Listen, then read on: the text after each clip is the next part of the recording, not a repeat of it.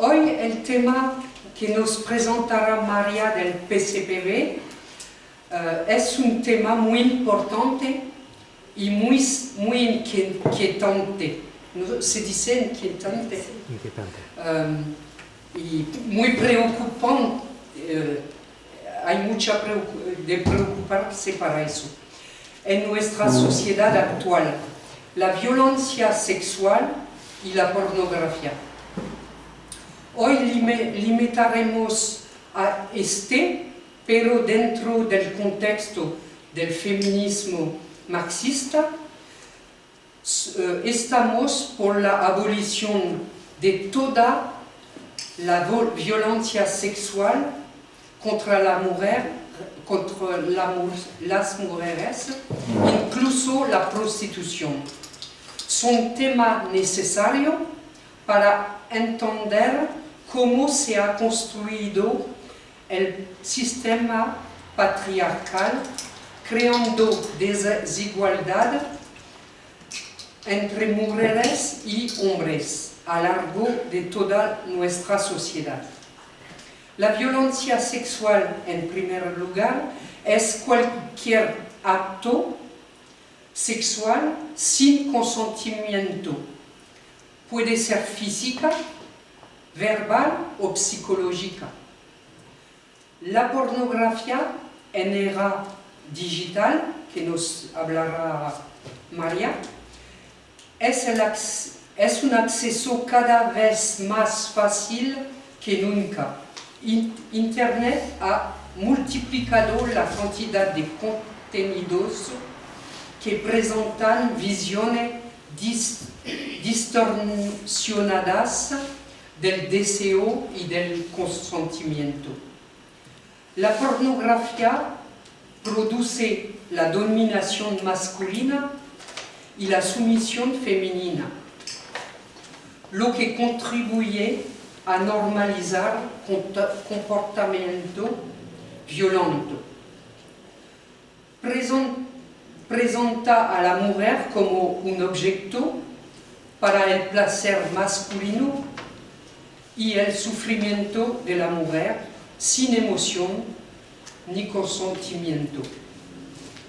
El consumo repetido de pornografía, especialmente desde edades tempranas, influye en la percepción de la sexualidad y del cuerpo.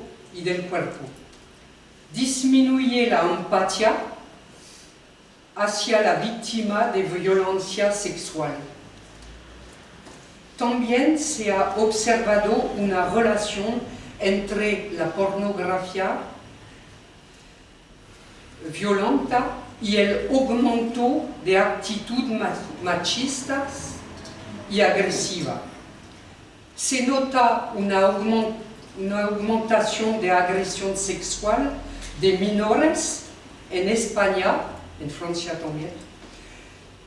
Por ejemplo, en la región, hace poco tiempo, en la región de Murcia, el fiscal alerta de una aumentación de 29% de agresión sobre los menores de menos de 16 años y 60% de violación en 2024 en comparación al año antes. Hablamos también de la prostitución y la trata de las mujeres y niños. La prostitución no es libertad sexual, no es un trabajo como hay personas que lo dicen. En la mayoría de los casos, las mujeres y las jóvenes están en la prostitución porque están víctimas de pobreza, de abuso y de trata. La prostitución y la pornografía están conectadas. Ambas existen para el placer, yo le he dicho, del hombre y a costa del cuerpo de la mujer.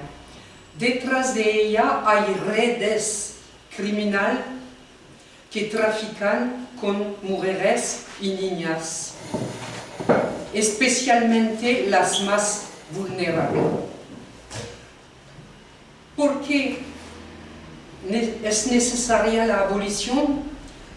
La abolición de la prostitución y de la pornografía significa luchar contra la violencia y la desigualdad.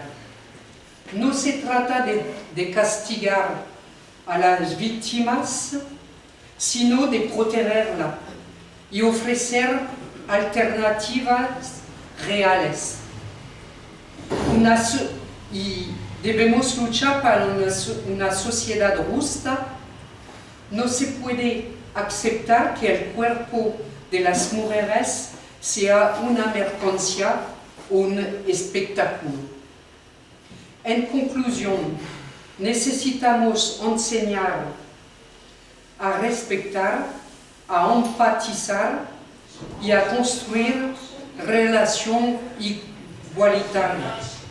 Los jóvenes deben aprender que el deseo, pero no solamente los jóvenes, que el deseo no puede existir sin consentimiento, respeto y amor. La violencia sexual, la pornografía y la prostitución están unidas por un mismo origen, la desigualdad entre hombres y mujeres. Si queremos un futuro más justo, debemos abolir todas las formas de violencia sexual y educar para la igualdad. Gracias por su atención. Y debo la palabra a María, que va a hablar de violencia y pornografía. Bueno, buenas tardes, noches. Nada, pues la charla esta en torno al 25N tiene bastante importancia, una importancia política de cara a la lucha contra la violencia machista, porque la violencia sexual tiene muchos tipos, es un tipo de violencia machista muy específica que rompe en pedazos a la víctima y por tanto es una lacra que tenemos que combatir. En esta charla es de identificar qué es la violencia sexual y romper con el ideario y el imaginario que tenemos en torno a cuando pensamos qué es la violencia sexual, tendemos a pensar simplemente en la violación, y cuando hablamos tenemos también un ideario, un imaginario del perfil del agresor, del perfil de la víctima, y cuando todo sale de ese imaginario, cuando no es una violación con penetración por un desconocido a punta de navaja y encapuchado, y la víctima no se suicida o quiere suicidarse al día siguiente, ya nos cuesta entender que eso es violencia sexual, y lo hemos visto en muchos casos cuando se rompe ese imaginario, no se le crea a la víctima. Pero es que ya no es solo el que la sociedad no crea a la víctima, es que cuando nos afecta a nosotras, si no encajamos en ese perfil de víctima, si nuestro agresor no encaja en ese perfil de agresor que tenemos en el imaginario colectivo, tampoco nos identificamos como víctima y por tanto tampoco denunciamos. ¿Ha aumentado la violencia sexual en el último tiempo? No. Ha pasado que lo que se hace es que se denuncia más. ¿Ha aumentado el maltrato desde 2003 que se aprobó la ley contra la violencia machista o que se empieza a contabilizar? No, es que antes no se contaba, antes se tenía normalizado. Ahora se habla, ahora se ha puesto sobre la mesa la violencia sexual, ahora la identificamos. Y a raíz del caso de la manada de Pamplona y las huelgas feministas, esta nueva, no le llamaría pero esta nueva etapa feminista, el movimiento feminista, en lo que se ha diferenciado ha sido en que ha empezado a señalar la violencia sexual en todos los ámbitos que los teníamos muy normalizados. Y de esto va a ir la charla, de ir viendo más allá de la violación con penetración por parte de un desconocido, que es cuando lo pensamos.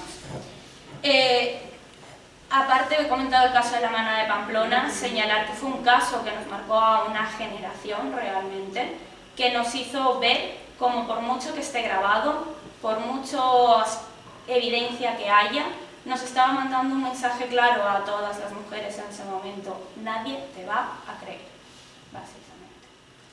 Que luego la respuesta de las feministas y de la ciudadanía fue contraria, pero lo duro que fue ese juicio, todas las cosas que llegamos a escuchar y a vivir, nos lo dejó bastante claro. Cada etapa ha habido un caso que ha marcado a una generación en ese momento, que ese momento era adolescente o saliendo de la adolescencia. Hace unos años fue el caso de las niñas de Alcácer: deja de hacer autostop, ya te marca, ya te rompe, ya te culpabiliza a ti, que si te vuelve a pasar ha sido tu culpa porque has hecho autostop para ir de un pueblo a otro pueblo. Y nos mandan señales bastante claras, como también en Pamplona el caso de Nagore, de no te vayas con desconocidos y culpar a la víctima. Esto al final nos marca y nos hace pensar que cuando la repercusión mediática es tal en contra de la víctima, ¿quién me va a creer a mí cuando sea yo la víctima? Y el mensaje es evidente. ¿Qué es la violencia sexual? Lo ha explicado antes un poco Marí. La violencia sexual va desde el acoso sexual, con un comentario, hasta tocamientos, agresiones. La definición que está en las diapositivas es la propia definición de la OMS, no es la definición de las feministas, es la definición de la OMS. Es cualquier acto sexual o insinuaciones o acciones para comercializar o utilizar cualquier otro modo de la sexualidad de una persona mediante la coacción. Y con lo de la coacción también se especifica que puede ser de muchas formas, no tiene que ser una violencia física, también pueden ser amenazas, también puede ser mediante el miedo, también puede ser mediante la extorsión o mediante el dinero y la desigualdad de clase que sufrimos. Por eso lo englobamos dentro de esa lado de la prostitución, lo vamos a hablar con la pornografía, de relacionar cómo la coacción y la compra del consentimiento no es simplemente si me están apuntando con una pistola o con una navaja. Entre los tipos, existen muchísimos tipos de violencia sexual. Ya he dicho, salir del imaginario es simplemente la violación con penetración. Yo me voy a detener en la violación dentro de las relaciones, en matrimonio, en parejas, porque es algo que ha sido lo que más se ha puesto sobre la mesa en el último tiempo. Desde las huelgas feministas, desde esa fortaleza que tuvo el movimiento feminista en esos años de la huelga, empezamos a señalar de que sí, mi pareja también me puede violar. Algo que era, no, es normal, es tu papel como mujer, tienes que contentar a tu marido y que esté contento, y si no te gusta, pues te jodes y miras para otro lado. Y dentro de la violación en las relaciones hay escritoras que hablan de un término de violación que se llama la violación de iniciación. ¿Esto qué es? Esto afecta principalmente a los y a las adolescentes. Es esta violación por la coacción de intimidación, por el miedo en el que, debido a mi pareja me está insistiendo para tener relaciones sexuales, porque es que con otras ya lo ha hecho, y es que eres tú una estrecha que no quieres, porque toda mi clase ya lo ha hecho, porque hay una presión social que te está llevando a que ya es el momento en el que tengas relaciones con tu pareja. Y se va presionando y presionando, evidentemente, más sobre las mujeres. Y esa violación que pasa dentro de las parejas, de es que no me quieres, es como ir con otra. Es que yo no te gusto, es que tienes otro. Toda esta violencia psicológica, cuando es tu primera relación, cuando todavía no has tenido nada, se agrava mucho más. Y son bestiales los datos, los testimonios de adolescentes que su primera vez realmente no fue deseada. Fue consentida, pero no deseada. Que luego hablaré más de ese tema. Y otra de las violencias sexuales que quiero hablar es la ciberviolencia sexual, ciberdelincuencia sexual, que va desde la fotopolla no deseada hasta subir vídeos sin consentimiento y sin que lo sepa la otra persona en páginas pornográficas, en grupos de de Telegram, en grupos de Facebook, como cada vez no paran de salir más grupos de Facebook con 700, 70.000, 50.000 hombres de todo el mundo, a también ahora con la inteligencia artificial los deepfakes. Hace poco se salió a la luz, no sé si la conocéis, a Carla, una influencer, comunicadora política, feminista, en el que hicieron un deepfake de ella desnudándose en una actitud pornográfica, atacándola a ella, que aunque no sea tu cuerpo, aunque eso no sea real, sí que están poniendo nuestras caras y por tanto están atentando contra nuestra intimidad y nos está generando un daño psicológico bestial a las mujeres. Todo esto forma parte de una delincuencia sexual muy normalizada, porque las mujeres en las redes sociales no dejan de ser lo mismo que pasa en la calle. Estamos el doble de expuestas, el doble a sufrir violencia, el doble a ser agredidas. Y más cuando nos pronunciamos abiertamente sobre feminismo o somos mujeres que nos posicionamos de política.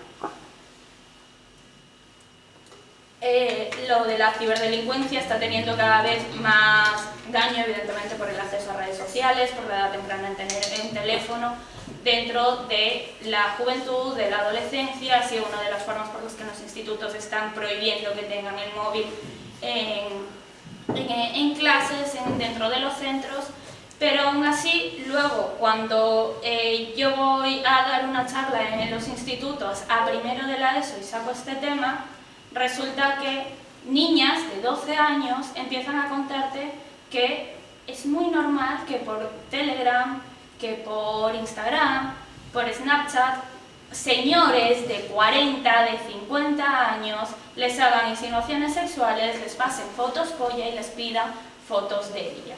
Y que cuando ellas intentan denunciar, les coaccionan diciendo: no digas nada a tu madre porque si no te va a quitar el móvil. Y ellas tienen miedo de comunicárselo al profesorado, a sus padres, porque creen que el castigo va a ser hacia ellas. Una vez más, la culpa recae en nosotras por tener redes sociales o por tener un móvil. Desde el feminismo intentamos y peleamos porque cuando se habla de violencia sexual, cuando se hace una ley de libertad sexual, no se centre en el consentimiento, sino en el deseo. El sexo tiene que ser deseado, no vale con consentir, porque el consentimiento puede ser viciado, manipulado, comprado. Entonces hay que tener en el punto y marcar la diferencia de lo que es el deseo y lo que es el consentimiento. Yo puedo consentir algo, pero no por eso lo deseo. Y con otras cosas, bueno, vale, pues puedo consentir tener que ir a trabajar y demás, pero lo deseo, no. Pero en el caso del sexo, que es algo tan íntimo, tan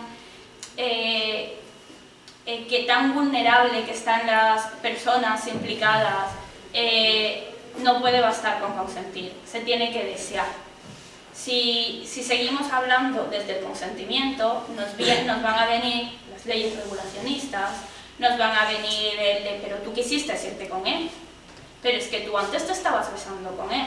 Entonces vamos a dejar de poner en el foco en el consentimiento, porque puede haber en cualquier momento del acto en el que yo deje de desear y todo lo que sea fuera del deseo ya puede empezar a ser violencia sexual. Porque yo puedo sentir, vale, es mi pareja, no quiero discutir, consiento, ¿quiero hacer eso? No. Y se va repitiendo y luego pues escuchas a mujeres que dicen: si es que yo no disfruto con mi pareja, claro, si es que no lo desea, es que lo que estás haciendo lo estás haciendo forzada, no te está amenazando, pero sabes que si no tienes miedo a que te deje, que te ponga los cuernos, que no sé qué, o sea, te está coaccionando para mantener relaciones sexuales. Así que vamos a empezar a hablar de desear, vamos a empezar a enseñar lo que es el deseo y dejar de hablar simplemente de consentir. Porque en un mundo en el que la libertad de elección no existe, consentir no nos vale. Y como para que todo tenga fundamento hay que hablar de datos. La situación en España es bastante grave, aunque parezca que no. Y según la macroencuesta de violencia contra la mujer, se denuncia una violación cada 2 horas. Estamos hablando de 14 violaciones al día denunciadas, aunque solo el 11% se denuncia. Es decir, que está infraestimado, si existe la palabra, estos datos, porque si realmente se denunciara más, esto sería terrible, los datos que estaríamos teniendo de violaciones y otros tipos de violencia sexual en España. Cuando se pregunta en esta encuesta sobre si has denunciado, si has sufrido violencia sexual, estamos hablando de que el 13,7% de las mujeres mayores de 16 años reconocemos haber sufrido violencia sexual. Claro, la siguiente pregunta es ¿y por qué no denunciaste? El 40,3% por vergüenza, el 40,2% culpabilidad, el 36,5% por miedo a no ser creídas. Claro, ¿cómo no vamos a sentir vergüenza cuando desde toda la historia de la humanidad, si sufrimos violencia sexual, somos las malas, somos las repudiadas? La historia de Medusa, repudiada y convertida en fea, en una gárgola, ¿por qué? Por haber sido violada. Desde la mitología se juzga a la mujer a que se sienta vergüenza, a que sienta culpabilidad de lo que ha sufrido ella. Claro, como te señalan con la letra escarlata de la mujer impura y no caes en el prototipo de víctima perfecta, ¿qué pasa? Que cuando te ocurre a ti y el agresor no ha sido, dices, a mí no me puede pasar esas cosas. No, lo mío no ha sido una violación. No, lo mío no es esto. Y lo negamos. Claro, ¿cómo voy a ir a denunciar? ¿Qué dirá la gente de mi alrededor que se enteren de que me ha pasado esto? La culpa, claro. ¿Cómo no vamos a tener culpa cuando los 2 casos, por ejemplo, que he nombrado, el de Nagore, el de la manada de Pamplona, todos los casos es ¿y dónde estabas? ¿Cómo ibas vestida? ¿Por qué te has ido con ellos? Y todo eso, en todos los medios de comunicación, en todas las conversaciones en los bares, gente que juzga, gente que culpa a la víctima por cómo iba vestida, por si había bebido, por si se había ligado antes con esa persona, por que era una ligona, por qué no lo era. Siempre la culpabilidad. Imaginaros, en el caso de la manada de Pamplona, que todo el mundo le hablaba, era el tema de conversación de todo el mundo en todos los medios de comunicación. Estar atendiendo, estar al lado de una persona en un bar, en un sitio público y estar escuchando a un grupo de personas que estén juzgando y que la camarera, la que está sentada al lado, la hija escuchando en la comida, la hermana, estar escuchando como la gente de su alrededor está señalando y culpando a una persona en la que habían vídeos y confesiones por WhatsApp de los propios agresores. Claro, viendo eso, ¿esa mujer va a denunciar? Evidentemente no. Y con esto se relaciona el miedo a no ser creídas. Si no encajamos en ese perfil de la víctima perfecta, que llora, que se deprime, que tiene que terminar en el psicólogo, hasta arriba de ansiolíticos, de antidepresivos, si termina completamente destrozada, si no te han dejado para el arrastre todo tu cuerpo, no eres la víctima perfecta. Si tú realizas tu vida normal, si de cara para afuera, aunque por dentro estés completamente rota, no vale de nada. Vuelvo a remitirme al caso de la manada. Le contrataron un detective y una de las cosas por las que decían que no era violación era porque ella volvía a salir de fiesta con sus amigas. O sea, todo esto se agrava cuando el agresor es famoso, porque lo que queremos es dinero. Si le denunciamos es porque queremos dinero. Si no le denunciamos es que, claro, haber denunciado, es que ¿para qué te callas esto? ¿Por qué denuncias ahora?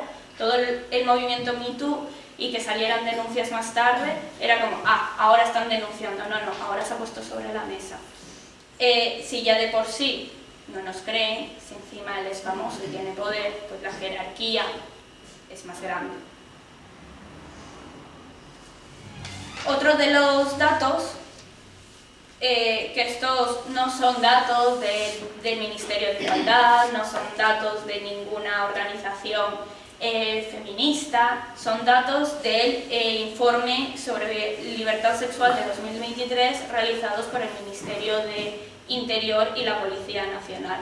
Entonces, sabemos que la Policía Nacional no es que sea lo más feminista del mundo, ni lo menos antirracista del mundo, pero estos datos, para romper todos los bulos de los dos señoros y compañía que he puesto en la diapositiva anterior, es importante porque tenemos que combatir este discurso misógino y racista que estamos teniendo en todos los espacios, es que el perfil predominante del detenido son un hombre español entre 41 y 64 años. La violencia sexual de las mujeres no ha aumentado porque haya aumentado la inmigración, que tampoco es que haya aumentado significativamente con otros años.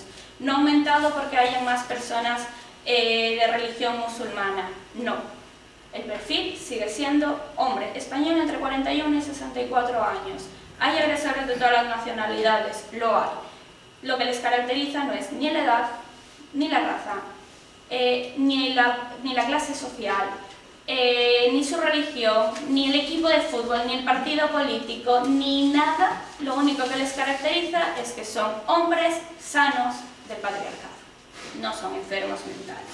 Entonces estos datos es muy importante que los tengamos, que combatamos todo este discurso, porque cada vez es más. Y es increíble ver cómo, o sea, yo estoy viendo mujeres de mi alrededor que con todo este discurso por redes sociales están empezando a comprar el discurso de Vox y demás, de que la inseguridad hacia las mujeres está aumentando ahora, que es que claro, vienen con su religión, que llevan burka, que no sé qué, bueno, a ti te obligan a prostituirte y como no vayas operada hasta arriba, es un burka estético que también tenemos las mujeres occidentales.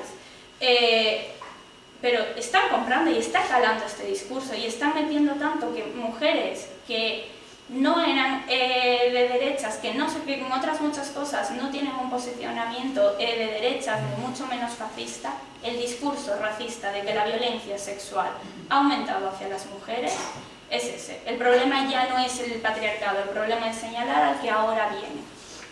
Y eso es algo que siempre se ha hecho para condenar a la persona de una raza, de una etnia diferente, para deshumanizarla también. Angela Davis lo habla en su libro de cómo la mujer negra no podía ser violada porque para ella era una fogosa y necesitaba sexo, y el hombre violador el hombre negro era un potencial violador, y lo llevaban a un reduccionismo intentando meter la biología por ahí. ¿Para qué? Para decir, si la mujer negra es violada por un blanco no pasa nada, pero si el negro viola es porque es negro, porque tiene que violar, mientras que el resto de hombres blancos violados no pasa nada. Pues eso que Angela Davis hablaba, de que lo que pasaba en ese momento en Estados Unidos, lo tenemos ahora mismo aquí, en este caso con las personas árabes, a principios de los 2000, con las personas sudamericanas que fueron los que vinieron, y siempre será lo mismo, para desvirtuar dónde está el problema. Entonces, con todo esto, ¿cuál es el perfil del agresor? Como he dicho, el agresor no es un toxicómano en mitad de un callejón, como a las películas nos lo quieren hacer ver, con mucho ideario nos han metido de que eso, si te pasa así, en ese callejón oscuro, encapuchado a punta de navaja, es una violación. Si te lo hace cualquier otra persona en otro contexto, no lo es. El perfil del agresor va de, como he dicho, no entiende de clase, de raza, ideología política, si es guapo, si es feo, alto, bajo, gordo, delgado, no entiende de nada de eso. ¿Qué pasa cuando se rompe de ese perfil? Pues aquí he puesto un ejemplo de algunos trozos de mierda, porque no hay otra palabra. Cuando salió el caso de Rejón, ¿qué es lo que se decía? Rejón, con esa carita de tonto que tiene, pero que hay que ver Milhouse que va a violar, ¿no? O sea, pero por favor, ¿quién se va a creer que Milhouse es Rejón? Pero si mira, si es de izquierdas, ¿cómo no le van a creer? Toma. En el caso de la hermana de Pamplona, con lo guapos que son no necesitan violar. Ellos no lo han necesitado, estas ha ido porque eran guapos. Ellos no tienen que violar. Caso de Dani Alves, otros famosos pueden tener a quien quieran. ¿Para qué van a violar a una en el baño de una discoteca si salen con modelos y podrían estar con quien quisiera? Ojo a la frase de pueden tener a cualquiera. Igual que puedes tener cualquier coche, puedes tener a cualquier mujer. De la cosificación dentro del este se entiende también. Y el caso que refleja que no hay ningún perfil de agresor es el caso de Gisèle Pelicot en Francia, en el que los culpables, los violadores, eran tanto jóvenes, mayores, guapos, feos, profesiones respetables como médicos, bomberos, policías, abogados, a cualquier otro tipo de profesión y de todas las razas. Pues ¿hay un perfil? No, porque si no los 70.000 miembros de un grupo de Telegram en Portugal que intercambiaban fotos de sus mujeres en Instagram eran todos hombres feos, bajitos, de derechas, no, eran de todo. Entonces vamos a quitar de ese imaginario el agresor, porque cuando no encaja con el este tampoco creemos a la víctima. Y una vez más, no son todos los hombres, pero siempre son hombres. Bueno, dentro del perfil, que sí que esto lo he hablado en muchas otras, es un perfil de agresor que cumple con todo esto, que no hay un tipo de agresor que no tiene un perfil específico, que esto no es como un asesino en serie que tiene un perfil de comportamiento, no, son hombres completamente sanos, son los puteros. Todos los puteros son violadores, pero no todos los violadores son puteros. Errejón eran las dos cosas. Alves también, y posiblemente los de la manada tienen toda la pinta de que también, pero hay muchos otros que nunca irían de putas. Pues posible que estén con nosotras defendiendo la abolición de la prostitución, pero hubo una vez que salió de fiesta y ella estaba muy borracha, o ella estaba dormida y que dormida le ha hecho esto a su pareja, y que hubo una vez que no sé qué, qué tal. O sea, ¿qué perfiles hay? Muchos. ¿Qué tienen en común? Que consideran, como Rosa Cobo habla, tienen su imaginario del sexo, es un sexo líquido, carecen completamente de reciprocidad hacia la mujer, consideran que el deseo es el de ellos, a la mujer se nos pone simplemente como un objeto sexual con el que satisfacer sus deseos por encima de todo, y en eso se basa la jerarquía sexual y el patriarcado, y en el que no se subordina a las mujeres. Así que perfil no hay, y tampoco son enfermos, ni raritos, ni nada. Son, por desgracia, el producto perfecto y sano del patriarcado, porque el patriarcado enseña a los hombres esa jerarquía sexual. Así que, por desgracia, los raros son los que no son así. Todo está cambiando un poco de lado, toda esta violencia sexual, no se ve bien en el gráfico, pero bueno. Al igual que cuando hablamos de la prostitución, la violencia sexual, una mujer que ha sido violada una vez en su vida tiene unas consecuencias en su salud física y psicológica bastante grandes. Física, desde lesiones a sangrados y demás, pero a nivel psicológico, el trauma no todas reaccionamos igual en el mismo momento. Algunas lloran, otras no, otras lo tienen con rabia, otras sienten rechazo al sexo, otras al contrario, es como ya letra escarlata y ya no identifico nada y me autocosifico más, porque al final es lo que me está enseñando la sociedad, que es lo que soy. Y esto tiene varias consecuencias. Un ejemplo de cómo toda esta presión psicológica lo tenemos en Amelia Tiganus, que no sé si conocéis cómo ella entra en la prostitución. Ella fue violada de cría por un familiar cercano. De adolescente fue violada en manada. Todo el pueblo lo sabía, la señalaban y era la puta. Y tenía a gente de su edad, a mayores, a familiares, a profesores, viendo como, si esta que va a ser violada, esta lo que es una guarra, es una puta, pues tú dame sexo, dame sexo. Y al final se le encasilló en eso, y ella, cuando le dicen quieres huir de aquí, vienes a España, le venden la moto. Ella sabía que venía a prostituirse, ella no fue de las engañadas de que vas a trabajar de camarera, ella sabía. Pero todo por la violencia sexual, la estigmatización que existe y las consecuencias psicológicas que hacen hasta perder y borrar completamente nuestra identidad.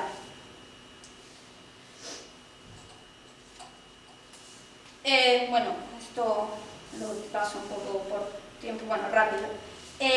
Aquí el que hacer ante una lesión, evidentemente, cuando eres la víctima ningún consejo vale, pero qué hacer cuando alguien de nuestro alrededor lo sufre es muy importante, nada de juzgar, la empatía y demás. Y sí que he puesto la imagen del punto violeta porque es una herramienta que en el papel es útil. La realidad es que salvo los puntos violetas que han sido coordinados por colectivos feministas y feministas formadas, no funcionan una puta mierda. Porque te lo ponen afuera de los conciertos cuando el problema va a pasar dentro. Encima hay muchos conciertos en los que luego a partir de ahí no puedes volver a salir con la entrada. En el que hay dos personas sentadas con un mostrador, con flyers, pegatinas y No hay contacto con la seguridad del concierto, de la fiesta o de lo que sea. No hay contacto con la policía, no están preparadas para actuar ante nada. Ese punto violeta no es un punto violeta para actuar ante una agresión, es simplemente publicidad. Puede ser un stand de cualquier cosa, puede llamarse punto violeta o puede llamarse como sea. ¿Qué tendría que hacer un punto violeta? Primero tendría que estar formado por gente que sepa cómo actuar, porque yo he llegado a ver casos en los que en el punto violeta, después de una agresión sexual, les den de beber agua. No, después de una agresión sexual, ni beber agua, ni orinar, ni nada, para intentar mantener el máximo posible las pruebas. Entonces, si no se tiene ese tipo de conocimiento, si se está presionando a la víctima que denuncie, si no se le sabe atender, si se menosprecia, si no se habla, si no se le echa al agresor del sitio y se le saca a ella, al final estás culpabilizando a ella y no va a ir porque va a decir, pues yo ya he jodido todo y encima me van a juzgar. En el caso de una agresión sexual es importante el acudir a urgencias, no es necesario que haya una denuncia para que nos tomen las pruebas del informe forense, hay un kit de agresiones sexuales, se activa un protocolo y esas muestras se guardan por si te animas y te atreves a denunciar.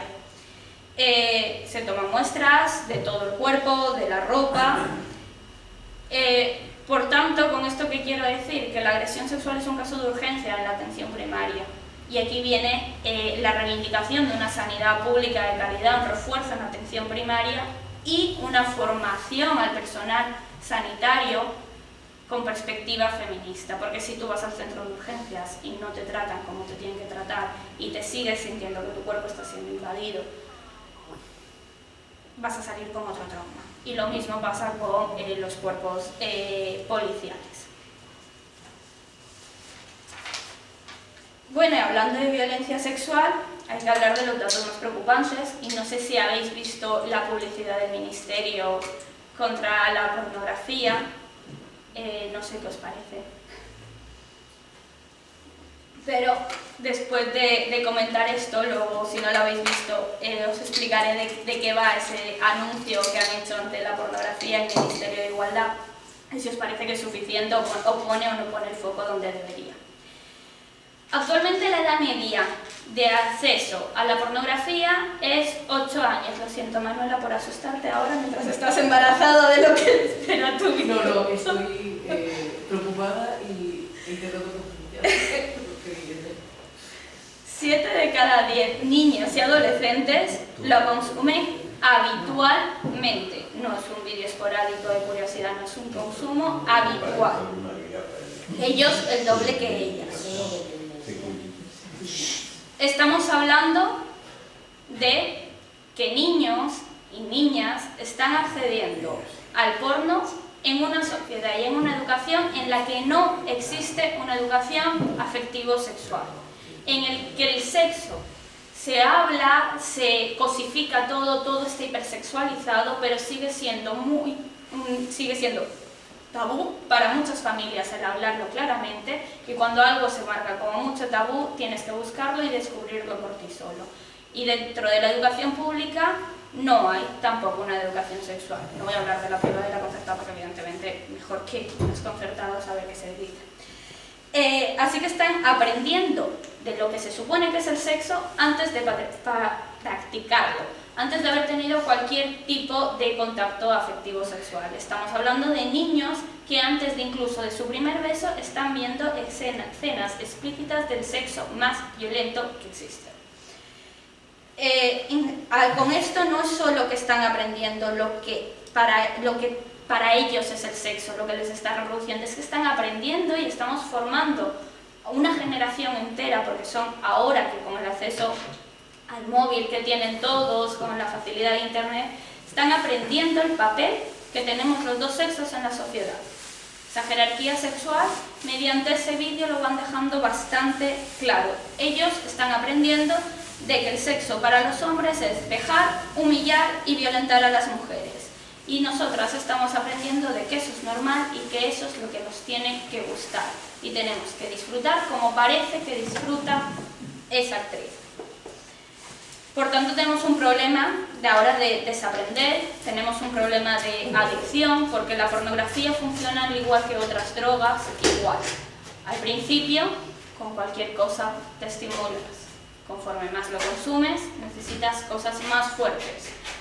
Y esto es igual que cualquier droga. Encima, se suben tal cantidad de vídeos a las páginas pornográficas al día que harían falta 1000 vidas para poder verlo, por lo que constantemente tienes contenido pornográfico nuevo.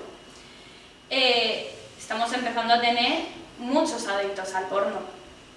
Hombres, mujeres que están empezando a ir a psicólogas a desaprender lo que es esto, al volver a entender la sexualidad, porque ya no pueden excitarse si no es con un vídeo violento, si no es con prácticas extremadamente violentas, porque están insensibilizados completamente.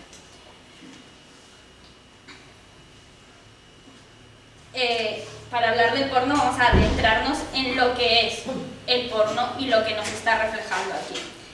Vamos por los títulos y las miniaturas. El papel de los hombres, ya en el título evidencia que es un papel activo, y el de las mujeres pasivos. Ellas están expuestas, cosificadas, atadas, abofeteadas, borrachas, dormidas, llorando, asfixiadas. Esto manda un mensaje claro a todos nuestros adolescentes, es que se están descubriendo que nuestro deseo no importa siempre y cuando el de ellos está cubierto, y que no importa lo que sienta la mujer si con ello obtengo placer. Se construye ese imaginario de que con la humillación el hombre tiene que sentir placer y la mujer tiene que sentir placer de ser humillada y vejada, y mientras más violento, más placentero. En el porno la cosificación también está bastante clara. Las categorías nos reducen a las mujeres en función del tamaño de nuestras tetas, de nuestro culo, el color de pelo, nuestra raza. Nos puedes elegir como un catálogo, como si eligieras un coche, quiero un coche grande, amarillo, con 4 asientos. Pues lo mismo, se reduce y se disgrega a la mujer y se separa en categorías cosificadoras.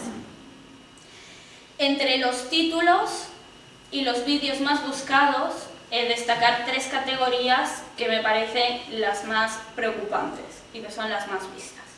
La categoría teen o adolescente, en el que muestra mujeres infantilizadas cuando no son realmente menores de edad, porque en muchos casos lo son, y esto cada vez se está agravando más con la nueva forma de pornografía que son OnlyFans, que permite el acceso, se normaliza mucho en redes sociales. Estas mujeres aparecen en lugares, en ambientes infantiles, colegios, institutos, una habitación típica con una niña, con señores que son evidentemente más mayores, más grandes que ellas, y mandan un mensaje bastante claro de esa pederastia, esa pedofilia, ese erotismo hacia la infancia y la adolescencia, que se relaciona con todas estas categorías que normalizan el incesto. que esto es bastante preocupante cuando luego vemos que los casos de pederastia ocurren en su mayoría dentro del hogar. Si un niño de 8 años está viendo que es normal y que tiene un montón de visualizaciones y que muchos lo ven, vídeos como fantasías del padrastro, sorprendo a mi hermanastra con no sé qué, no sé cuánto, con todo actitudes incestuosas, si él sufre algo por parte de su familia, va a reconocerse como víctima, va a entender que eso está mal, o estamos normalizando también para esos niños o niñas que es normal, porque esto tiene miles y miles de visualizaciones y miles y miles y miles y miles y miles de vídeos con ese tema. Luego nos preocupa de adolescentes que les gustan más mayores, es de que haya aumentado y haya cogido con tanta fuerza lo del sugar daddy. Claro, si están accediendo al porno y están viendo que lo más buscado es lo de adolescente, pues tienen a otro consumidor de porno que eso le gusta y van a buscar a crías. Y si son niñas, si son adolescentes precarias y que lo puedes comprar con dinero y tienes todas las redes sociales, todo el algoritmo de Instagram y de TikTok que si detecta que eres una mujer joven, te va a salir un montón de vídeos de que te venden el ser una sugar baby, pues esto lo estamos normalizando. Otro de los términos más buscados son los de abuse, de rape, violación, que yo me pregunto, imaginando de que todo es un mundo perfecto, idílico, y que todo es fantasía, como en el cine de verdad, ¿qué placer se puede tener de un vídeo que está simulando una violación, en el caso de que fuera simulada? A mí me preocupa ese hombre que se estimula, que se masturba viendo una reproducción de una violación. Ahora, ¿qué pasa? Que lo que sabemos es que muchos de esos no son una simple reproducción. Tenemos cientos de testimonios de actrices de porno que hablan de las violaciones que sufren dentro de ese estudio de grabación por parte de todos los actores implicados, de que se realizan cosas más allá de lo acordado, de la vejación, del dolor, de todo. El problema que tenemos es que dentro de esta categoría han aparecido vídeos de violaciones reales, han sido lo más buscado. El vídeo de la trabajadora de Iveco que se suicidó por el acoso sufrido por sus compañeros de trabajo se colgó en las plataformas de Xvideo y fue lo más buscado. El vídeo de la violación de la manada de Pamplona, lo más buscado. El vídeo en Brasil que sube de una violación múltiple y que salen riéndose de la mujer a punto de desmayarse con la vagina ensangrentada, subido en estas plataformas. Todo este tipo de vídeos aparecen aquí, dentro de esta categoría. ¿Cómo vamos a poder distinguir de si esa violación es fingida o si esa violación es real? Cuando son la categoría más buscada y que más vídeos tiene. Dentro de esto está una de las categorías que a mí me preocupa muchísimo y es la que más red flag me parece, porque aunque toda la industria pornográfica es violadora, están condenados actores, productores por pederastia, por explotación sexual, por trata de mujeres, por violación, no paran de salir casos de esto, y dices, bueno, claro, esto es la industria, lo voy a hacer, esto no es mainstream, voy a ir a lo underground, la categoría amateur. Ojo con eso, porque ahí encontramos los vídeos del llamado porno venganza. Ahí podemos encontrar vídeos subidos sin consentimiento por parte de la mujer, vídeos que la mujer es posible que no sepa ni que estén subidos.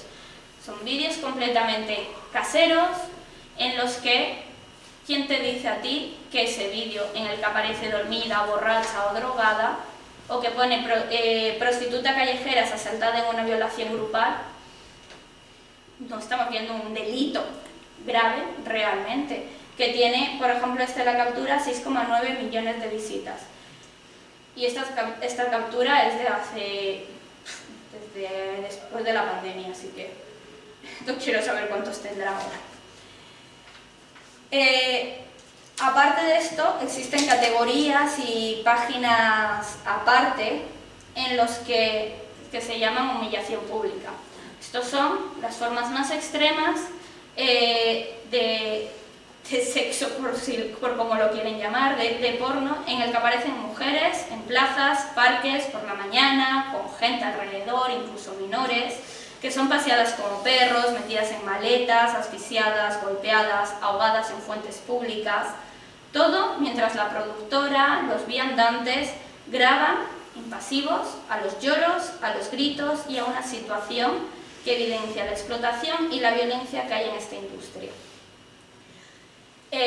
Claro, empiezan viendo algo flojo, terminan metiéndose en eso tan extremo. Y terminamos, no sé si habéis visto Black Mirror, el capítulo de Oso Blanco en el que está ocurriendo violencia a tu alrededor y te da exactamente igual y lo único que haces es grabar, sin sentir ningún tipo de empatía, sin sentir que algo está pasando mal, y normalizamos la violencia, convirtiéndonos en una sociedad completamente enferma. Claro, que todo esto se esté viendo en nuestros adolescentes hace que entendemos que se esté normalizando el aumento de violaciones múltiples y que se graben y se suban a estas plataformas, porque es lo que se ve. Que estén aumentando las ITS por falta del uso del condón, en el porno no aparece el condón. El aumento, que esto es bastante heavy, el aumento en las atenciones de urgencias de adolescentes con desgarros vaginales y anales debido a la brusquedad o introducción de objetos que cuando se les pregunte y se activa el protocolo de violación, digan que fueron sus parejas, que lo hicieron por amor y querer darle el placer reproduciendo lo que vieron en el vídeo pornográfico. Estos datos no me los saco yo, son datos que se encuentran, historias que se encuentran, médicas, pediatras, psicólogas, o sea, es bastante heavy lo que estamos teniendo. Tampoco sorprende que con la normalización del porno el juez de la Manada de Pamplona haya dicho que no era violación, sino una cena pornográfica y jolgorio, nunca voy a olvidar esas palabras. También cómo vamos, lo que comentaba en los casos de pederastia, cómo vamos a denunciar la pederastia cuando luego fantaseamos con vídeo de fantasías de padrastros 27.227. Así que sí, está todo relacionado, la violencia sexual, la pornografía, la estructura patriarcal y capitalista, por lo que no podemos denunciar la violencia sexual mientras toleramos y queremos tratar como una industria más el porno y la prostitución, cosas que para nosotros es lo mismo. La diferencia que encontramos es si hay una cámara o no hay una cámara. No podemos luchar contra la violencia sexual sin defender una educación afectivo-sexual con perspectiva feminista, ni podemos obviar el deseo y poner en el centro el consentimiento, que es lo que está pasando, y que con la ley de libertad sexual una de las críticas que hacíamos era no podemos hablar solo de consentimiento. Y quienes intentan vendernos de que no todo el porno es violento, que hay porno ético, que hay porno feminista, decir que todo porno es violento, ya que si no lo es de forma material, lo es de forma simbólica, y que mientras existe una jerarquía sexual en la sociedad, la habrá en la sexualidad. Y mientras el porno siga reproduciendo y perpetuando dicha jerarquía, la cual el feminismo combate, jamás el feminismo podrá servirle de adjetivo a la pornografía. Si el feminismo no es abolicionista, no es feminismo, porque ser explotada y violada como una sonrisa no te hace feminista, ni rompe la estructura patriarcal y capitalista que permite todo esto. Así que ayer hubo aquí en Elche una charla en la que hablaban de trabajadoras sexuales y que ponían a una superviviente, pero ya el hecho de que se debata ya es una red flag. Un acto que no sé si lo habéis visto, organizado por el STPB y Asio Cultural, que cuando lo he visto he dicho, madre de Dios, en serio no me esperaba esto de ninguna de las dos organizaciones que lo hacía.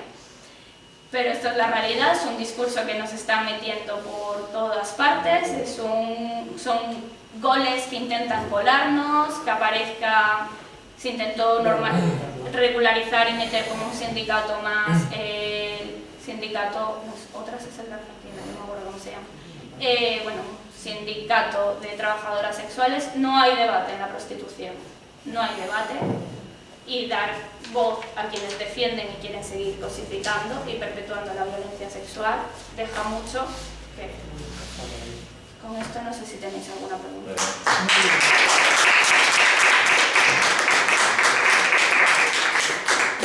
Quería decirte que para mí, es que no solamente es el tema hombre-mujer, que la gran mayoría es esa, pero por ejemplo ahora en las organizaciones LGTB tenemos un problema de baremos morales, porque hay un montón, el esquema siempre es el mismo.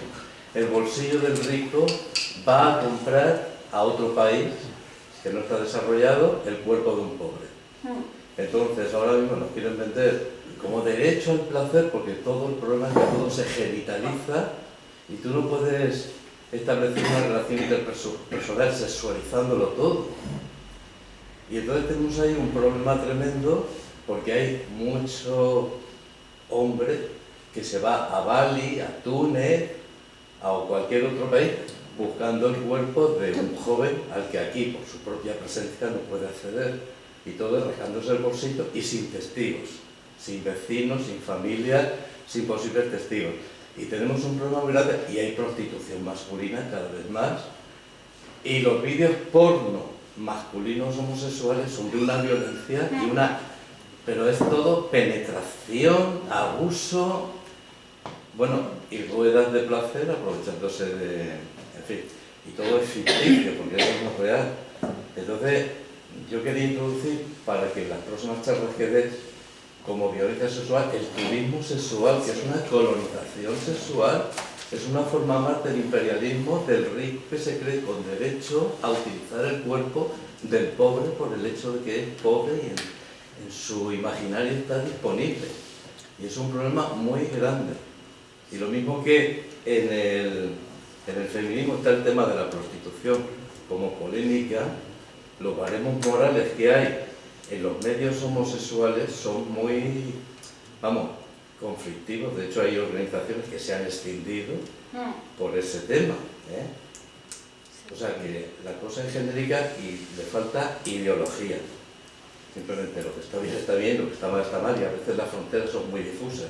Sí, al final, cuando hablamos del porno y demás, hablamos de porno heterosexual, incluso aunque las categorías sean lesbianas, porque están pensadas no en lo que vería una lesbiana, sino en esa sexualización del hombre hetero, es que al final, independientemente de si somos heteros, homosexuales o bisexuales, todos hemos crecido y siendo educados en una sociedad patriarcal y que normaliza y cada vez más ese sexo líquido, esa cosificación extrema, y los exactores porno que más han hablado y que más están saliendo a hablar y a denunciar de esto terminan siendo del porno gay los que se mojan. Los otros, de momento no he visto a ninguno que haya salido.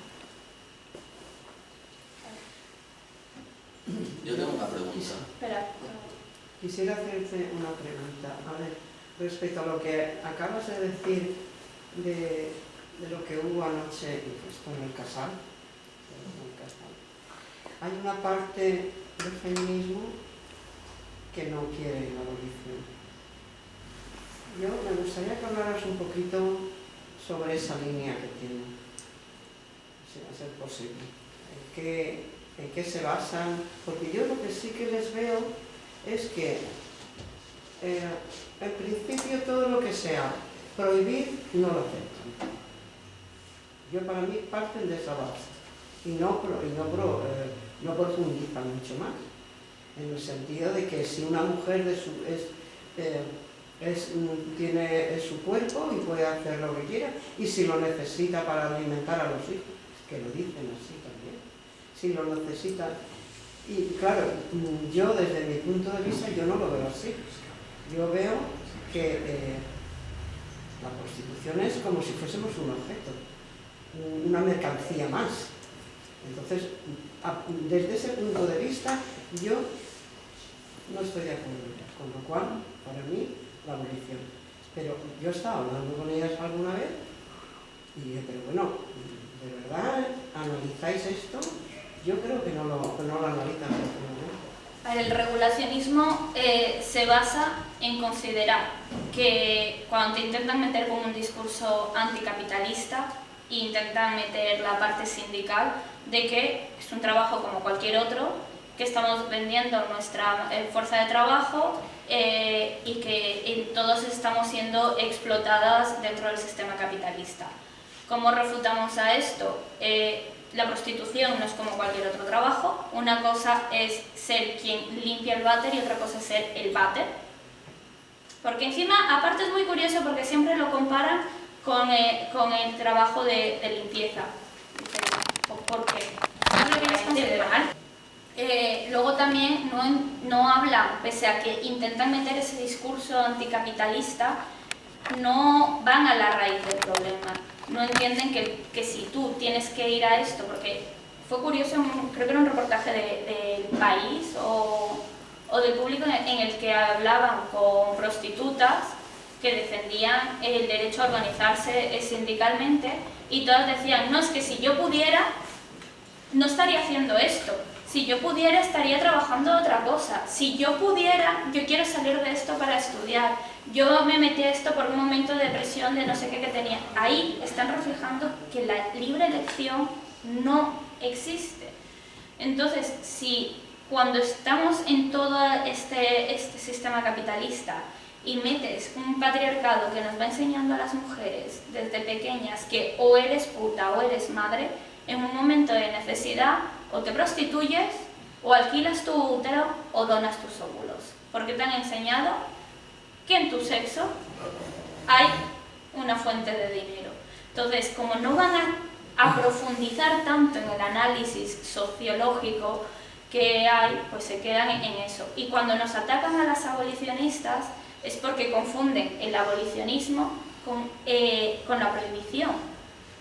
Prohibir viene con una moralidad puritana, cristiana, como que va a atacar a las mujeres, que van a juzgar a ellas, a multar a ellas y a perseguirlas a ellas porque rompen con la moralidad, normalmente pues, cristiana en este país.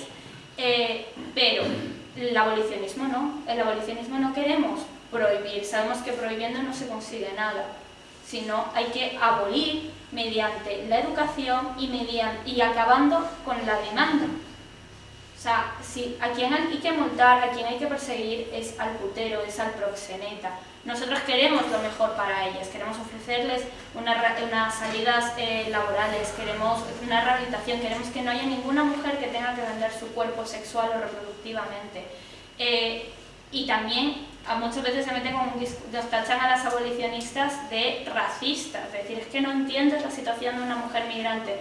No, nosotros lo que queremos es que haya una ley de extranjería que no haga que las mujeres inmigrantes tengan una triple opresión y que sea mucho más difícil para ellas y que encima se las cosifique, se sexualiza por esa colonialidad que se dice. Todo el problema es ese, que al final se creen que nosotros queremos prohibir, que nosotras vamos a ir contra la prostituta, cuando no. Al final tienen ese debate que lo reducen todo a pues tú más. Y los argumentos llegan el otro día me salió un vídeo de una diciendo, es que las abolicionistas tienen que agradecer que haya la prostitución porque el que viene a mí, lo hablaba una prostituta, el que viene a mí no se lo va a encontrar en una cita en Tinder y dices, hostia, pues acabas de dejar muy claro lo que es, ¿sabes? Yo quería una pregunta más a nivel jurídico, en el sentido de cómo a nivel jurídico se podría establecer el deseo. O sea, porque el consentimiento tira que va, porque incluso puede haber una prueba, o le dije no, le dije tal, le dije lo que sea. El deseo no es algo medible, no es algo que pueda llevar a un juicio. Es que no tenía deseo. ¿Sabes? O sea, es una cuestión de, para educar a los hombres y a las mujeres que tenemos que practicar ese tipo de sexo, un sexo basado en el deseo, pero cuando tú dices que en la ley debería entrar el deseo, Lo que yo no veo es cómo, de cara a un juicio, el deseo pueda ser algo que sirva. Si no ha habido una ruptura del consentimiento, de alguna manera, por así decirlo. Pero al final volvemos al consentimiento como herramienta. Y el consentimiento no es algo que se da en un momento y vale para toda la noche. Es algo constante durante toda la relación. En cualquier momento se puede decir, no, ya no estoy a gusto. O debería tener la mujer la fuerza, la sociedad debería darle la fuerza, ideas para ser capaz de decir no. Pero hay que eliminar todas las formas de buscar ese consentimiento forzado. Entonces es un falso consentimiento, pero después del deseo, yo no sé a nivel jurídico cómo desde el movimiento feminista, cuando se plantea eso, se plantea directamente. O sea, cómo llevarlo a una ley del deseo. O sea, a nivel jurídico no sabría contestarte porque no soy abogada. Pero a ver, yo creo que la base estaría en, cuando de la coacción, cuando hablamos de la coacción, tener claro que si en un momento de denuncia tú dices, vale, sí, yo me fui con él, pero es que luego me estuvo diciendo esto, me impresionó, que yo no me negué, pero eran 5 y tenía miedo. O sea, reflejar más el tema de la coacción, marcar límites para analizar. O sea, yo no sé, es que no sé ni cómo funciona cuando en un juicio de estos, porque no he tenido un juicio de estos, pero si, yo qué sé, estás drogada, que en vez de que, al igual que, ¿cómo se llama? Cuando ellos dicen que están borrachos, como que se les atenuante. Sí. Para ellos es un atenuante y para nosotros nos culpabiliza más, porque sea al contrario. Por ejemplo, yo creo que como cosas de dejar claro de cuándo no puedes desear, si estás borracha, si hay comportamientos, dices, vale, lo he tenido en pareja, pero es que mi pareja, si no, mañana discutimos un montón. Entonces, yo creo que tiene que ser una entrevista un poco más amplia. Analizar el consentimiento, si es un consentimiento real o forzado. Claro, sería lo que se tiene que profundizar. Y sobre todo la mayor crítica que hacíamos a la ley era porque al no reflejar lo que era un consentimiento forzado, permitía que entrara la prostitución. Es lo que criticábamos más. Que quería comentarte que tú has empezado con una cosa muy interesante, que creo que es el meollo del problema. Has dicho que ahora no se viola más que antes y se maltrata más que antes. Lo que pasa es que ahora se visibiliza. Y la sensación de tener la imagen delante nos da una impresión, porque es que ahora sí que se clasifica el crimen como crimen machista. Antes se veía bien incluso. Incluso había madres que le aconsejaban a sus hijos que si tenían una mujer respondona le pegaran. Eso lo he vivido yo en mi propia familia, por ejemplo. Y aquí se han matado a mujeres en Elche y el hombre quedaba como un machote y ella quedaba, a ver, en el universo de la duda colectiva. O sea que los atavismos culturales, porque tenemos una imagen de la hombría totalmente, del hombre impositivo en vez del hombre cooperativo, tenemos una imagen de la hombría, y este es un país muy machista, una imagen de la masculinidad totalmente tergiversada, y eso es muy difícil. Y se necesita, es una carrera de fondo, de mucho fondo. Y el problema es que avanzamos y estamos retrocediendo. Empezamos a ponerlo sobre la mesa, empezamos a señalar, y ahora tenemos que estos propios adolescentes que consumen tanta pornografía tienen miedo a una denuncia falsa. Lo que más les preocupa a los adolescentes a día de hoy es que tienen miedo a una denuncia falsa. Y es como, deberías tener miedo a no tener pensión ni casa nunca. No a una denuncia falsa. Estamos teniendo a que consideran que el feminismo ha llegado demasiado lejos.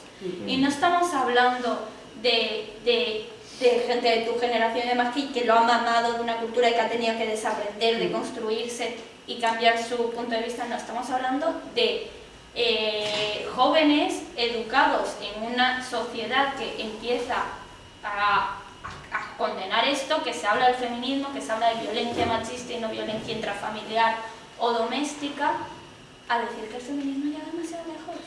Y esto es porque tenemos una cantidad de mierda en las redes sociales, lo que se llama la machosfera, que si habéis visto la serie de Adolescence lo refleja bien, y ahora Leticia Dolera ha hecho otra que se llama Pubertad para hablar de todo la violencia sexual en la adolescencia, que está en HBO, os la recomiendo, que al final están viendo a señores, chavales que se identifican, que empezaron a meter un discurso mientras se grababan jugando videojuegos y ahora hacen falsos podcasts hablando del hombre de valor.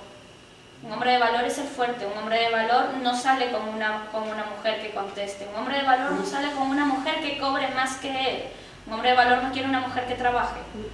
Ese discurso está entrando a nuestros jóvenes, un discurso, lo que tú decías, de normalizar la violencia, de normalizar una violencia física, psicológica y económica hacia la mujer, y a ellas, y dejando claro de que tú quédate con la calladita, la que no moleste, la que no haya estado con ningún otro, porque, y ejemplos, pues nos han comparado con llaves y coches, con botellas de agua, con todo. O sea, un ejemplo, un vídeo, tú te ríes porque sabes qué vídeo te digo, el del agua. El de la botella del agua. El del agua, un vídeo, un montón de reproducciones con un montón de chavales viendo.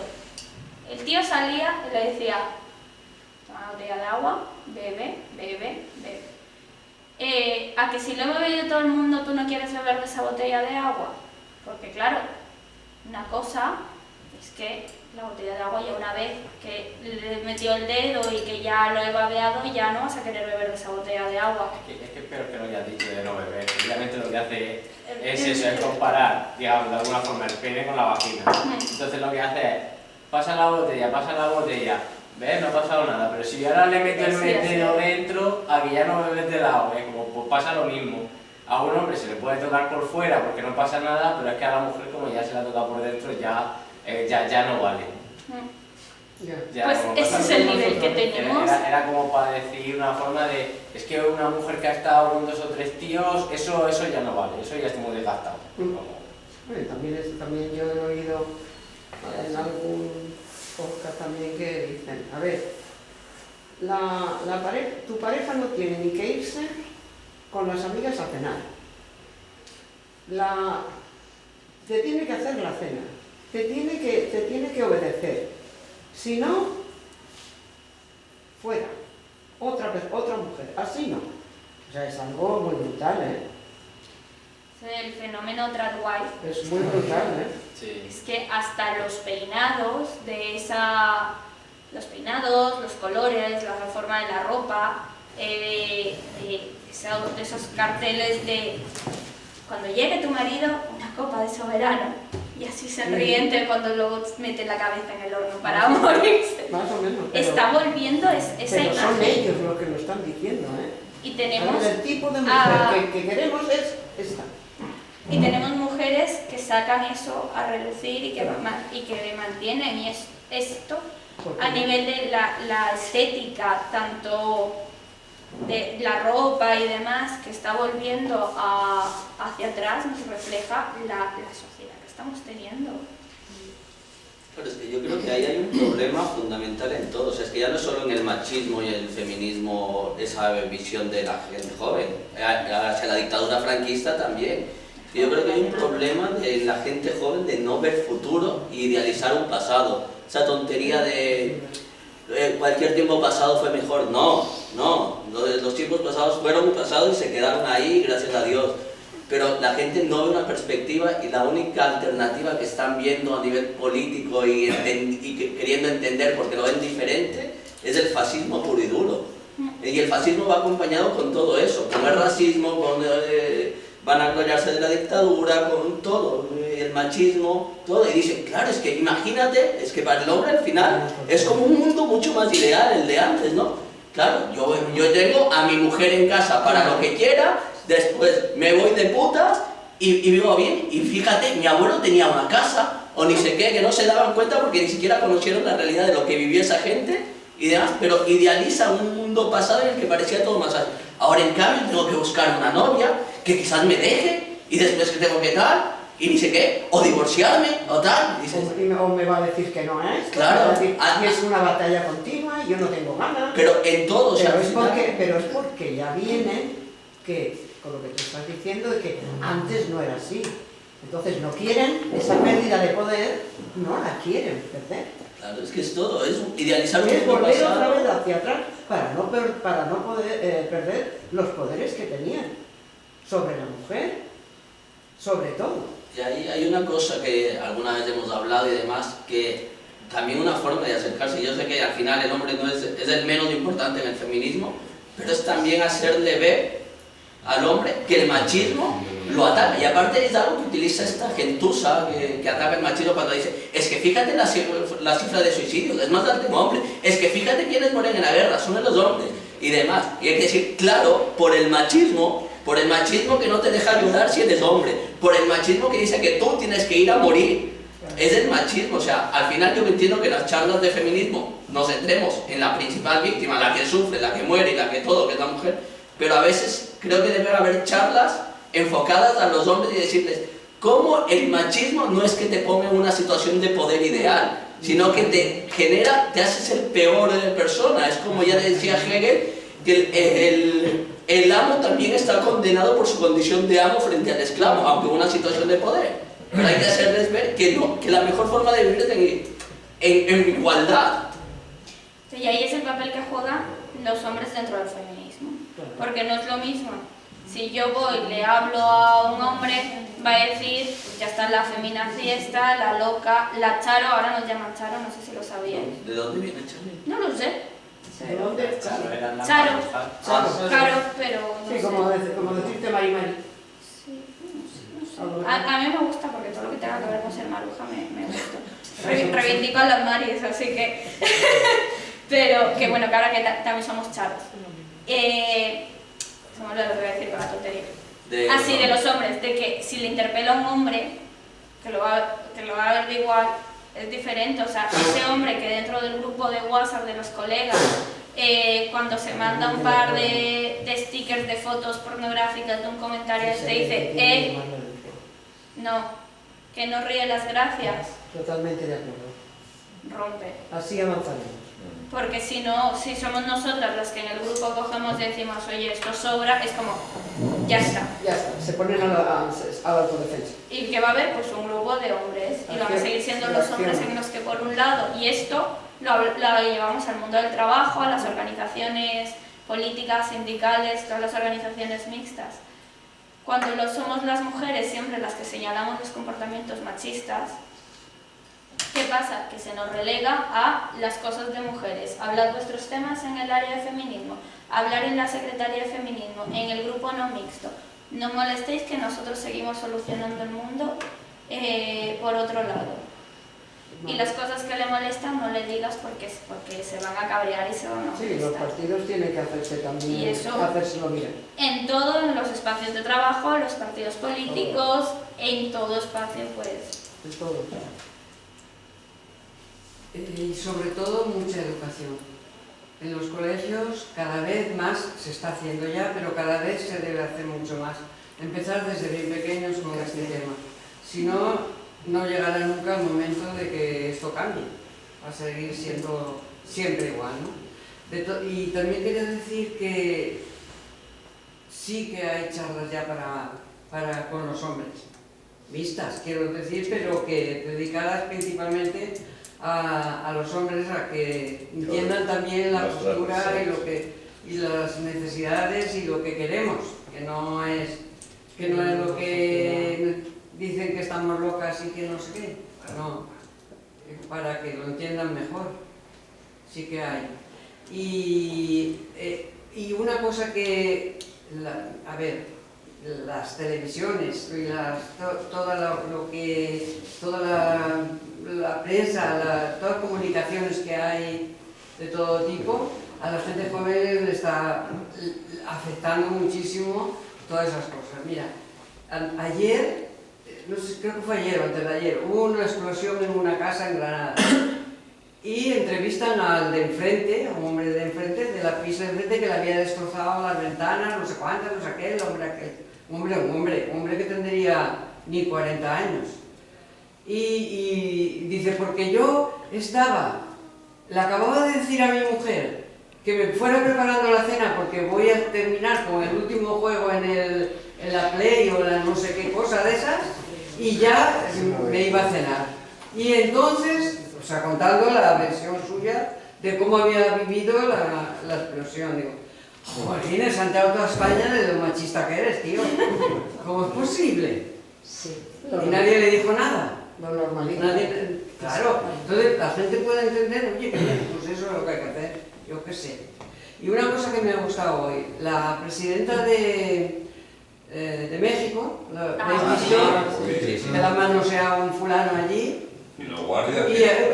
Y nadie hizo nada, vale, pero me ha gustado el que ha hecho un comentario después y ha dicho, no hice ningún aspaviento en ese momento, por lo hubiera igual dado un guantazo y se ha terminado, ¿no? Pero no hice nada, pero sí que lo he denunciado. Porque ¿qué pasa?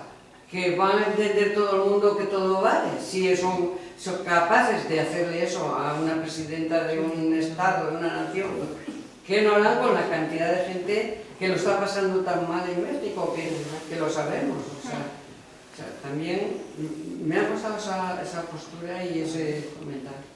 Al hilo de lo que dice la compañera, hace unos años, Comisiones Obreras, la Federación de Enseñanza, teníamos una unidad didáctica que era una maravilla sobre educación afectivo-sexual, y justo las AMPAs conservadoras nos las tiraron. Y iba adelantada a la polémica que tenemos ahora, adelantada a evitar que los niños consuman porno o a evitar que los niños tengan un concepto del sexo equivocado, impositivo, lo que estamos criticando ahora. Y luego una cosa es que, ¿por qué la manía es a nivel educativo general de culpabilizar a la mujer de todo?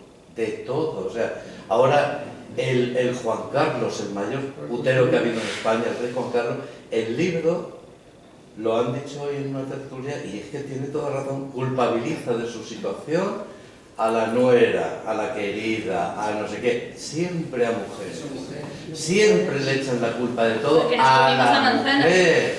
Eso iba a decir yo. Cuando hubo el crimen aquel de Puerto Urraco y no sé qué, a las hermanas que indujeron a los hermanos a que mataran a no sé qué, siempre a la mujer negativizando el papel y la figura de la mujer. Eso, por eso digo que el aspecto educativo es muy importante, y negarse a que negativicen la figura de la mujer, y sobre todo la bruja con escoba. de la mujer con carácter. La mujer con carácter la convierte en la mala, la mujer que tiene criterio propio la convierte en la mala de la película siempre, a nivel narrativo y a nivel de conversación en calle. O sea que hay que luchar contra todo eso. Y la culpabilización de la mujer se ve también cuando hay juicio, cuando se analiza todo. Por ejemplo, María hablaba del caso Pellico en Francia, el hombre que drogaba a su mujer para que los hombres podían violarla. Y entonces cuando se estudia en el juicio, se decía, para este caso, se decía, mira, pero veíamos una foto de ella con una ropa pero estaba adelante de su marido, estaba para su marido, y ve eso. O por ejemplo, tenía, porque yo vi este caso, pero en otro caso, que decía, mira que tenía, no sé cómo se llama en español, pero los juguetes de deseo. Sí, y entonces eso, ¿para quién es? Culpabilizamos la mujer de eso, pero ¿quién lo ha querido también? Los dos, por ejemplo. Y a cada vez es la mujer. Y hablamos de la pornografía. En el caso Pellico, todos los hombres que han venido a violar a esta mujer estaban adictos a la pornografía. porque eso se estudiaba también y todos estaban adictos a la pornografía. Y entonces, el que está adicto con eso, y los jóvenes también, que mira eso joven,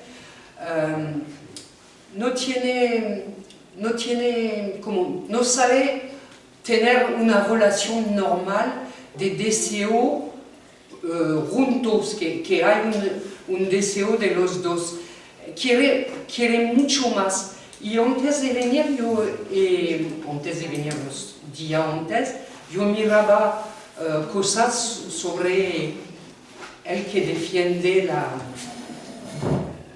contra la pornografía, que se decía que ahora en la pornografía hay cosas mucho más, por ejemplo, no sé cómo se dice, el acto anal.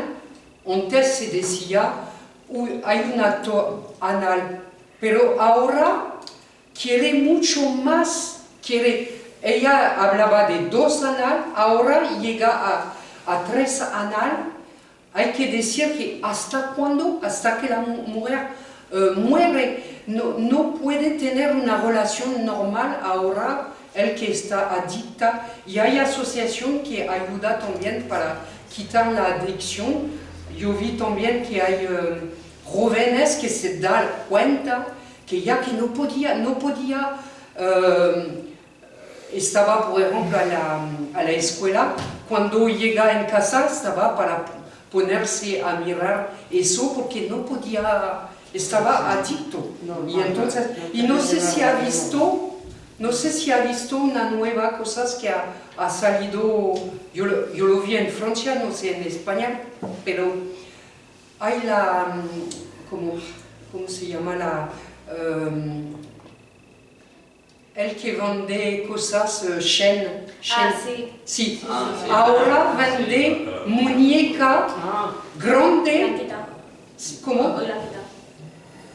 Lo han quitado. Sí, la ha quitado porque hay abogado, hay político que se opone a eso, porque es verdad que, como tú decías, hay personas que van a defender, por ejemplo, la prostitución o la pornografía, porque va a decir, pero tendrá menos violación. Pero no es verdad, porque aparte de eso, hay tanta violación, no ha disminuido, y esta muñeca será lo mismo que la pornografía, será adicta, y las personas que utilizarán será adicta, y tendrá un momento, no será suficiente, tendrá que buscar niño o niña para hacer su deseo, y es un problema grande.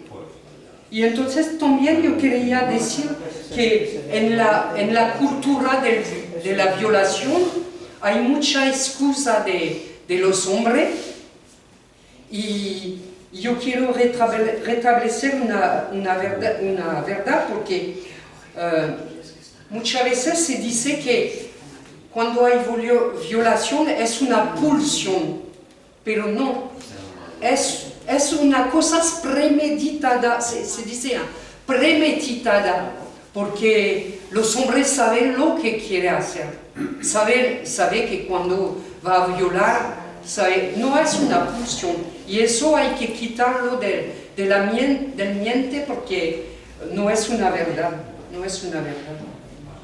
Ya. Y un momento María hablaba es verdad, solo 11% de la violación se denuncia, y yo he leído, porque en Francia hay una comisión que se reúne y dice que si todo el mundo denunciara su violación, no sería solamente, como decía María, una violación todas las horas. En Francia será todos los 3 minutos, y aquí en España 4, o todos los 4 o 5 minutos tiene una violación ahora. Es porque todo el mundo no lo denuncia, porque María lo ha dicho, 11% solamente de denuncia de lo que hay realmente, lo que pasa realmente. Entonces, de ahí la necesidad de la educación, como se ha dicho aquí, porque por ejemplo, cuando tú has hecho relación, que no lo denuncian, hay un motivo también. sí. Muchas niñas no saben exactamente en qué consiste la violación, el abuso. Igual que hay niños de su edad que son más precoces y se adelantan en madurez y hay niñas que no lo saben. Una buena educación evitaría eso. Igual que un familiar o un allegado a la familia, un vecino, que se aprovecha de la inocencia o de la falta de conceptos exactamente, porque hay momentos, sobre todo en la adolescencia, que estás como en tierra de nadie. No sabes exactamente, es un conflicto con tus propios impulsos hormonales, pero si la moralidad no está clara o no sabes reconocer al abusador, estás sometido a la duda y el abusador se aprovecha. Que yo creo que cuando hablamos de una educación afectivo-sexual no tenemos que pensar en la adolescencia, simplemente, y hablar en la parte más sexual, el sexo en sí, cuando pensamos en la parte sexual, sino desde muy tempranas edad, de ir enseñando a marcar tus límites, a aprender a decir que no, a que tu cuerpo nadie puede cogerlo, el dejar de decirles a los críos pequeños, pero venga, dale un beso al tío, o sea, si no quiere dar un beso, que no lo dé, aunque no haya hecho nada a ese familiar, ese amigo, o sea, empezar a educar y a normalizar de que los críos y las crías, por muy pequeños que sean, empiecen a marcar los límites de lo que quieren, de hasta dónde llegan, de si no quieren abrazar a alguien, que no lo abracen, si no quieren. Entonces yo creo que ahí tiene que ir desde muy pequeño, porque ahí va a ser más fácil que puedan reconocer cuando algo se pasa, que se pueda detectar antes, porque si ya empezamos a que los niños y niñas se empoderen con los límites que tiene que tener su cuerpo y aprender a entender de que por mucho que sea un niño pequeño, si no te quiere dar un beso, no te quiere dar un beso. Mi sobrino casi nunca me quiere abrazar, y eso es lo mejor me cae. Pero pues nada, pues algún día me abrazará, no pasa nada. Bueno, como luego no quiero ir. Pues no sé, ahí que hay alguna cosa más. Ya está. Si no hay otra cuestión, vamos a cerrar esta charla. Hay convocatoria del 25 aquí en Elche, concentración o algo. Sí, Sí. algo. Sí, Sí. todos los años. Pero no digo Sí, si no. lo queréis aprovechar, Sí. comentar la hora y... Sí, no sé. La hora del 25N, si se sabe ya y demás. El 25. El 25 de enero aquí se hace una performance de la Plaza del Valls, en donde más o menos lo que se reivindica es el derecho precisamente a la supervivencia sin el ataque del hombre, sobre todo en el tema de los feminicidios, que son demasiado frecuentes. Pero ya hay hora y lugar. Horario y demás. Ahora por la tarde se hace alrededor de las 7 de la tarde. Todavía no ha salido convocatoria. Todavía no ha No ha salido el cartel de... Pero vale, que siempre lo hacemos, siempre se hace. Desde el propio 25. Se pone, hacemos una performance con una careta de cada asesinada, el nombre, ¿vale? Y nos dan el nombre de cada mujer asesinada, en silencio todo, se van diciendo los nombres. Y ya cuando se acaba, después hay una manifestación para reclamar la libertad de ir por la noche solas, sin miedo, vayas borracha o vayas como a continuación. Primero se hace ese acto y luego se hace la manifestación. Yo, como el 25 hay en todas las ciudades, sí que invitaros el 22, que en Alicante el sábado 22 es la manifestación de la Marcha de las Torches, que se hace todos los años, el sábado anterior al 25N, este sábado 22 a las 7 de la tarde desde la Plaza Calvo Sotelo. Convocamos el partido, o sea, somos de los convocantes el partido, así que invitaros a venir a reforzar el cortejo de ese día, porque si no os coincide, pues vamos a reforzarnos el 22 a las 7 en la Plaza Calvo Sotelo. Calvo Sotelo. Ay. ¿A dónde está? Cerca de la montañeta, Ah, vale, en la montañeta. Ah, vale. donde está el kiosco, Sí, en el la bar. montañeta, ya donde se hacen las concentraciones. Sí, un poquito más tirando hacia si fueras a... ¿cómo se llama? Donde está el metro ese, Mencionado. ¿no? Sí, no, pasas de la montañeta dirección hacia donde está el Corte Inglés, Ah, es la plaza que está ahí. vale, Pues nada, pues estaremos allí. este año el lema es por el aborto. Estaremos Sabéis que allí. tenemos una oficina antiaborto. Entonces vamos a agradecer a María por esta